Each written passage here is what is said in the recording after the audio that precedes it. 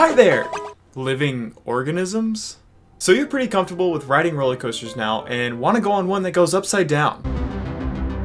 In this video, I'm going to share with you the dark and mysterious methods of getting yourself on that ride. You may be scared to explore this uncharted and unknown territory, but fear not, my child, for I will be your roller coaster spirit guide. Tip number 5, start small. If you have the option to ride something that isn't quite so insane, take it. Maybe a flat ride that doesn't go so high up off the ground, or a roller coaster with only 1 or 2 loops. It's pretty obvious, but choosing something that's less intense will make you feel a little less like you're gonna die. Bonus tip, close your eyes right before you go upside down if you're feeling really scared. After closing your eyes for a couple times, try keeping them open. When you're working on becoming comfortable with riding roller coasters that go upside down may take a little more time to work up to. For me, the idea of going upside down always really excited me, up until I got to the ride, and then I backed out every single time. What it took to get over this was building my riding experience by riding other roller coasters. However, eventually I just kind of had to force myself on it and ride it even though I was scared. Which leads me to tip number 2. Oops, that was totally supposed to say tip number 4. Let's just fix that really quickly here. Yes, much better. Subject yourself to the fear. The first time I rode an upside down ride was actually pretty scary, and I'll talk about that in another video. But for this video, I just want to emphasize that you may have to go through a really scary experience in order to overcome the fear. Going upside down on a ride is a whole new sensation, and it might take you a couple tries to get used to it. So don't feel bad if you don't immediately click with it on your first ride. It really does take exposing your body to these sensations in order to get used to them. Your body is sending your brain all these terrible signals because riding a roller coaster is completely out of the norm. It's not used to that stuff. Even if you understand mentally that you'll be totally safe on a ride, your body doesn't know that yet. All the little things inside you are shrieking and freaking out like...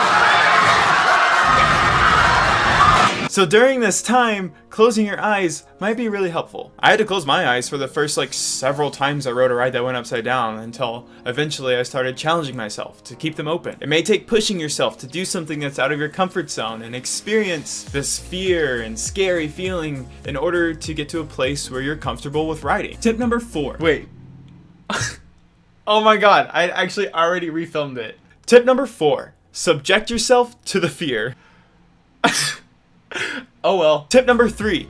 Keep your head pressed back against the seat rest at all times. Because the G-forces on an inversion feels a lot like when you go through a dip on a roller coaster. That point where you're coming down from a hill and then going up another one, right here, is essentially what you're doing, but just the other way. Since the G-forces are strong in that moment, and if you have your head lean forward, you're gonna be squished down into your seat, and it's not gonna feel very good. Here's a quick example. The person in this seat has their head pushed forward. Now watch what happens when they go through this corkscrew. See, look how hard their head is being squished down there. This is what you're trying to avoid. The first time I rode an upside down roller coaster, I ignored those labels, and it was a very bad time. I had left teeth marks in the restraint by the time I was off the ride. That's how hard my head was shoved down into the restraint. However, if your head is pushed back, then your spine is in alignment, and your head won't just go down like this. Like if you keep it up and keep it back against the seat, then you won't get crushed down like I did. Not every inversion makes you feel like you're being crushed to death, but some of them feel like you're dangling. So on those, I would recommend closing your eyes if you start to feel that and you start to feel scared. Tip number 2. Don't compare yourself to others. If you've gone to a theme park with a group of friends and you've been scared to go on a ride, someone has probably pointed out a child or just someone younger than you who has gone on the ride that you're scared to go on, and the person has probably pointed out that hey, this infant can ride this ride, why can't you? You know, how many times has that actually helped or made you want to ride the ride? It never helped me. I never had the realization of oh, you know what, you're right. This completely different person rode the ride that I'm scared to go on. My fear's gone. I'm cured. Let's go do it. No, that's never happened. Everyone is on their own journey, and rides affect people differently. Some people might make the positive association with roller coasters immediately, that they're fun and they don't feel like they're gonna absolutely die on it. While others, it takes longer to work up. That's how it went for me. I had to kind of work my way up and get comfortable at different stages of riding in order to ride bigger rides and get to the point where I am now. Be patient with yourself. Don't feel bad for not being able to ride the biggest ride in the park immediately. That will come with time. And let yourself be excited when you do ride a new ride. Don't belittle it, saying it's not the biggest ride in the park, but be happy that you rode it. We're now to tip number 1, and probably the most important tip with getting over fear of anything is